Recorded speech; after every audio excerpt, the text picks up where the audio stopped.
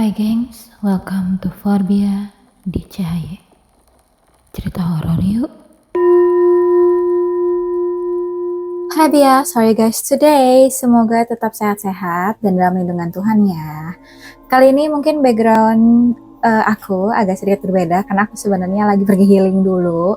Jadi di rumah aku itu lagi berisik banget karena ada pembangunan. Jadi aku pikir daripada aku jadi susah bikin konten, terus aku kadang harus nunggu udah tengah malam kan kayak jam 12 atau jam 1 baru bisa bikin konten. Ya udahlah, aku kabur dulu supaya aku bisa bikin konten ini buat kalian. Nah, jadi nih guys, pada tanggal 16 Agustus sampai nanti sekitar 15 Agustus, September, oke.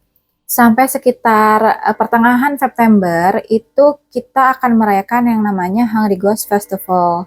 Seperti yang aku udah jelasin di video sebelumnya, Hungry Ghost Festival itu apa? Jadi itu adalah terbukanya gerbang antara neraka atau dunia sana dengan dunia manusia sehingga spirits itu bisa go back to the human realm supaya bisa berreunian sama sanak saudaranya dan juga bisa diberikan makan oleh sanak saudaranya ya. Baik sesajen ataupun berupa korban bakaran kayak gitu atau kertas-kertas bakaran.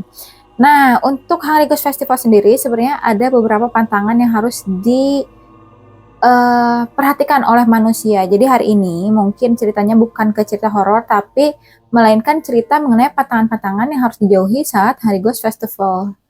Semoga kalian bisa terbantu dan tertarik juga dengan ceritanya. So without any further ado, kita langsung aja ke poin nomor 1. Pada saat Hungry Ghost Festival, sangat tidak disarankan untuk kalian itu menjemur baju di luar, didiamkan secara semalaman ya, jadi overnight gitu nggak boleh. Karena dipercaya bahwa kalian itu akan atau sedang mengundang spirits untuk memakai baju kalian supaya mereka bisa roaming around di dunia manusia dengan pakai baju kalian itu. Terutama kalian itu nggak boleh yang namanya ngejemur baju berwarna merah, karena dipercaya yang memakai baju itu adalah bad spirits. Poin yang kedua, jangan cepat menoleh saat dipanggil oleh seseorang di belakang kalian. Jikalau kalian lagi berjalan di suatu daerah yang memang itu jarang banget penduduknya, selain itu masih asing, mungkin agak sedikit seram dan mencekam, apalagi kalau jalanannya itu kayak dark alley gitu ya, kayak lorong-lorong atau gang-gang yang sempit dan gelap. Saat ada seseorang yang memanggil kalian, itu kalian jangan cepat untuk menoleh. Jadi kalian tunggu dulu sampai beberapa kali dipanggil, baru kalian noleh. Anyway, hal ini juga pernah terjadi sama teman aku, anggap aja nama teman aku Dian. Baik banget ya sama Dian. Ganti deh guys, nama teman aku Anggrek. Jadi Anggrek ini pernah dia itu ngekos di salah satu kosan di Bandung. Nah, kosannya itu rumah, tapi rumahnya bentuknya kayak labirin. Kebetulan si Anggrek ini adalah anak yang memang seneng banget tinggal di kosan gitu. Jadi dia jarang banget keluar. Seingat aku kosannya itu memang enggak yang fancy ya. Ini kos-kosan anak-anak kuliahan, jadi nggak terlalu fancy. Cuman cozy aja. Jadi kayak ada kasur di lantai, abis itu ya lemari kecil gitu. Abis itu ya udah itu gang-gangnya dia itu memang agak kayak labirin gitu. Jadi banyak banget gang menuju ya ini kamar ini terus gangnya sempit dan a bit gelap gitu ya. Sempat suatu masa di mana kamarnya diketuk 3 kali, tok tok tok. Lalu ada yang manggil nama dia, tapi namanya itu nama formal ya, nama formal bukan nickname gitu. Namanya Anggrek Lastri gitu. Misalkan itu ya namanya, Anggrek Lastri. Nah, dia waktu itu bagusnya dia itu masih rada bingung. Yang manggil itu suara perempuan dan sepertinya sebaya, tapi saat manggil itu kok lengkap banget namanya. Jadi dia kayak, oh ini teman gue nih, pasti mau ngerjain gue nih. Akhirnya dia nggak jawab. Terus dia dipanggil lagi Anggrek Lastri gitu kan. Nah akhirnya dia tetap nggak gubris gitu karena dia pikir, siapa nih mau ngerjain gue gitu. Terus ketiga kalinya dia dipanggil lagi Anggrek Lastri.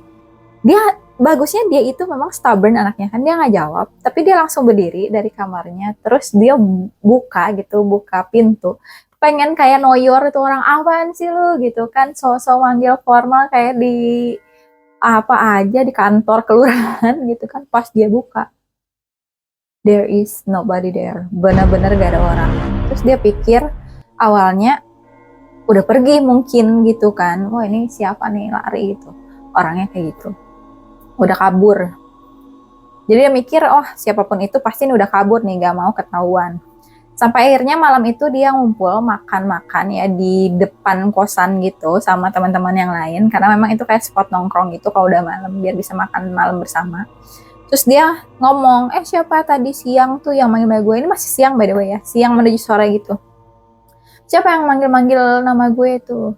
Pas diinterogasi satu-satu, gak ada guys, gak ada satupun orang yang lagi di kosan itu kecuali dia. Semuanya lagi pergi.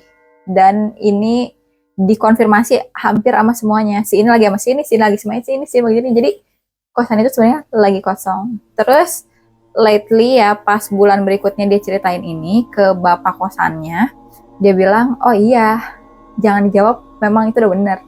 Karena yang manggil itu makhluk sana.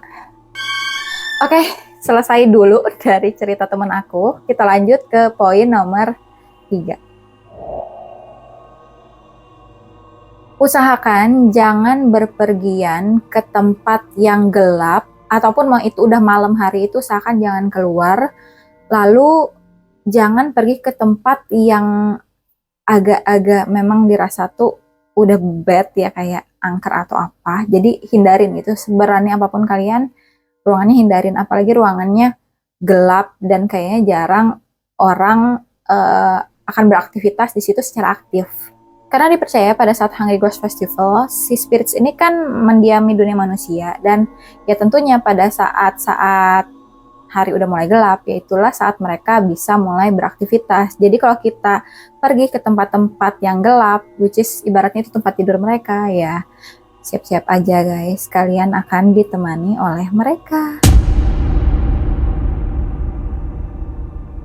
Oke, kalau poin selanjutnya ini agak sedikit budaya Chinese banget. Jadi katanya itu jangan membakar kertas Ming atau Mingce pada kesempatan yang tidak spesifik. Kertas Ming dibakar untuk hantu, sementara kertas emas Cince dibakar untuk menyembah dewa. Membakar kertas Ming hanya akan menarik lebih banyak hantu untuk menghampiri kalian.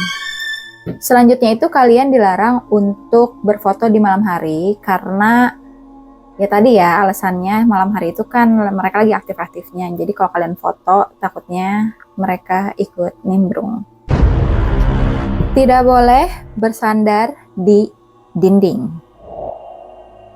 Pada saat kita mau foto atau kita lagi nongkrong aja guys, kadang kan kita bersandar di dinding tuh. Nah, pada Hungry Ghost Festival itu disarankan untuk tidak melakukannya, karena dinding itu katanya